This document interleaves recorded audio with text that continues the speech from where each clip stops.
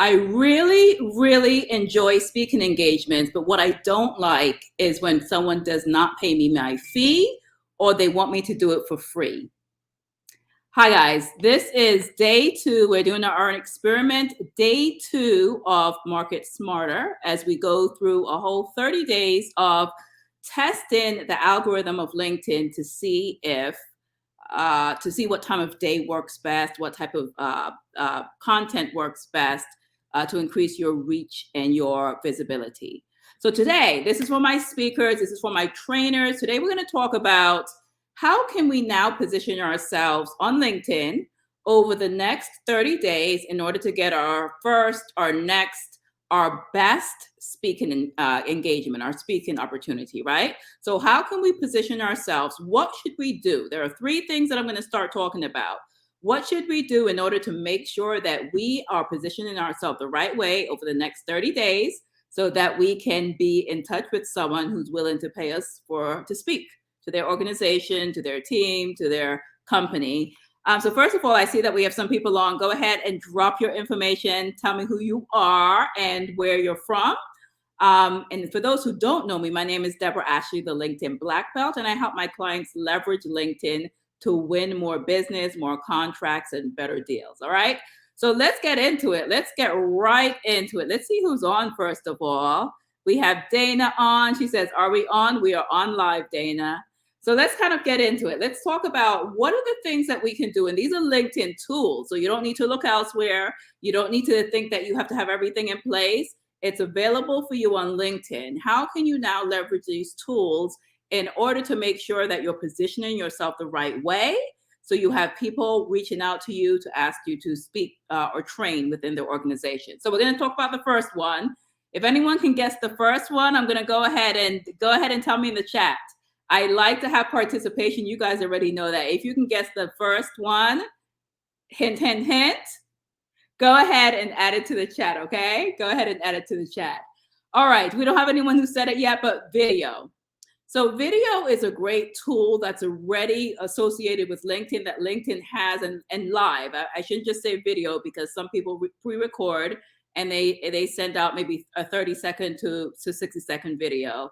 LinkedIn Live is going to be a great tool for you to not only establish your expertise, but also establish trust, and it builds a connection. So when we talk about building a connection, you hear the conviction in my voice. I'm excited about what I'm talking about. You see my eyes, it builds trust. So this is going to be something that's going to be very key. And I know there's a lot of people who probably are video shy, but there are 2 other tools that we're going to talk about. But this is going to be a key. It doesn't get a lot of reach. So I always tell my clients the video is not going to get a lot of reach.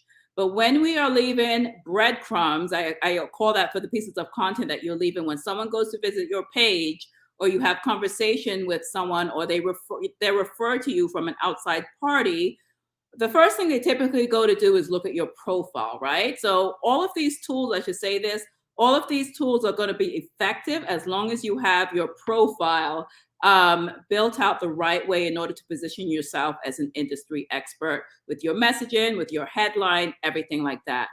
So what I was saying, so when you think about for the video piece, so when someone comes to your page, there are different things you want to leave these breadcrumbs, I call it. It's different types of content. So with one, if you do video, they can get an idea of how you sound, how you connect with people, what you're doing, right? That's video. Then you have your other pieces of content. You can do, your regular quotes around a word or a term or a phrase. You can do your short-term content. You can do different things like that, right? So this is the first one. Second piece, as we're talking about content, second piece are newsletters. So not everyone has access to newsletters. That's the first benefit. The second benefit is clearly it's a newer product for LinkedIn, right? My background, I have a 20-year background in marketing. A part of it was product management, product marketing. So when we launch new products, our goal is for that product to be successful. We're not spending all of that money to launch products for it not to be successful, because there's a lot of lost money behind that with teamwork, engineers, all of the different pieces that go into launching a product. So when LinkedIn puts out a brand new product and you get access to it, I suggest you use it. They're going to make sure that the person who's using it and obviously using the tool the right way, you get as much visibility and as much reach as possible. I'm going to tell you something very interesting. So I believe it must have been mid or late last year when I was given the option for newsletters. But I'm not excited about writing longer pieces, although people often accuse me of having like long emails and long posts. But I'm not necessarily a fan of doing it. And when it comes out, it comes out. So that's cool. But I received newsletters last year. I wasn't very clear on the distinction between an article. So everyone has articles, but the article and newsletter. So I was just like, okay, I'm not going to hear another thing that I'm not going to, I don't want to get caught up in another thing. I want to just focus on what I focus on. So earlier this year, and you guys were all, I'm sure most of you guys watched the Oprah interview with Harry and, talking about the whole thing with the royal family, right? So when that came out, something snapped for me. And I was like, okay, this could be a great idea to premiere my newsletter with. I wasn't necessarily that excited, but like I said, there was something that hit me that I was like, maybe I need to see what this newsletter thing is about. And not a lot of people had it. So like I said before, they test it with a small audience and they make sure it's successful. So I put it out, and what I did is I compared that interview. We all know the story of the royal family, where Meghan called out for help, and she was mistreated, and she was completely ignored.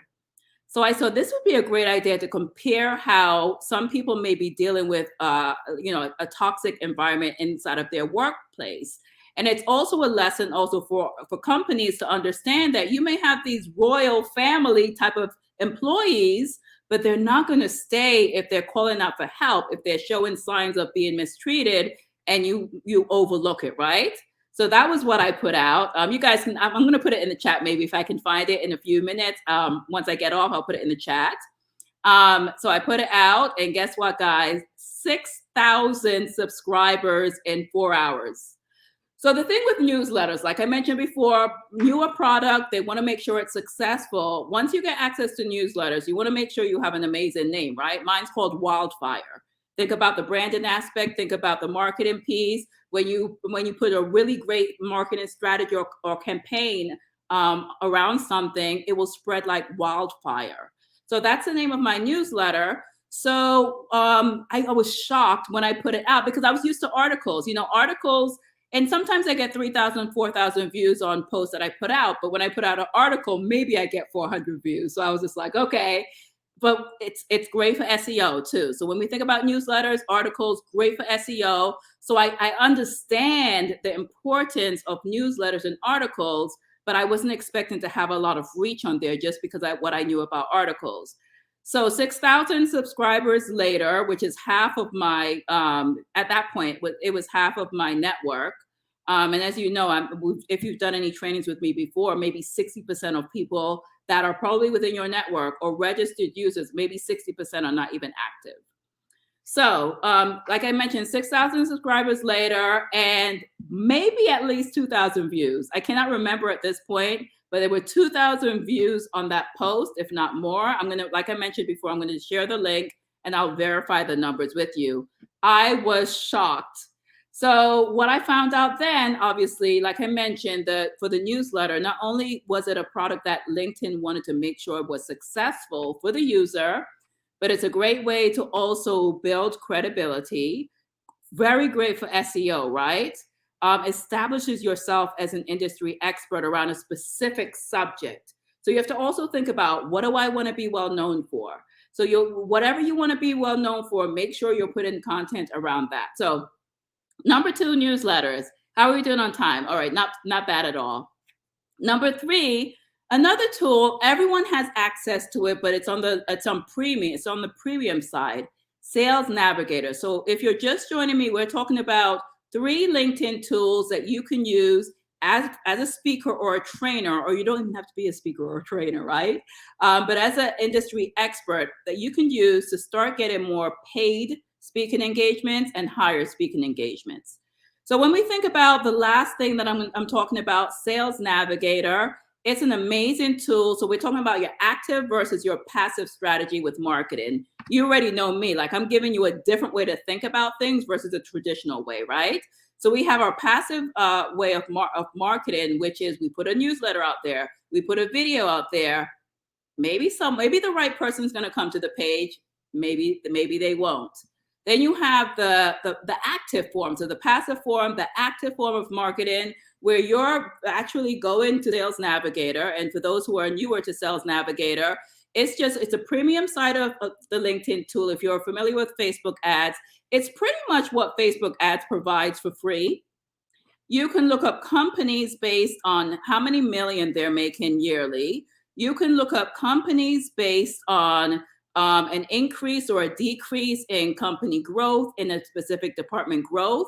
So if, as an example, you want to speak with someone, and there's maybe there's a sales function that you're looking to kind of integrate your services with, you can see how well this company is doing based on an increase in their sales department or a decrease. So Sales Navigator gives you all of these amazing stuff, including that. Plus, when someone goes to take a look at your profile, instead of those grayed out boxes, if you don't have premium, you can see every single person as long as they make themselves visible, every single person who's been checking you out on your profile, right? So many different things. But like I said, you can look up a specific person within an organization, their title, how long they've been there, based on the school that they've gone to. I mean, so many different things. So that's going to be your Sales Navigator, your active form. So what you're going to do clearly with your Sales Navigator, you want to make sure that you're starting to have conversations with the right people. I always talk about 3 C's. We won't go too much into this because we have to go soon, but we always talk about 3 C's within your network. You want to grow your potential client base. You want to grow your potential collaborator base. You think about your podcast host or someone you're collaborating with, where you share the same audience. And then we want to grow our potential champion base. So when we think about the champions, those people they're going to let you inside of the organizations. But today, when I'm going to talk about that, just wanted to share with you 3 ways. 2 are more passive, but if you're consistent, it works. It works. So 2 passive ways would be your video and newsletter if you have access to it. And 1 active way, and if you use all of those together, it's going to be like almost like throwing like gasoline on this amazing strategy, right? So if you use all 3 together, you'll see amazing results.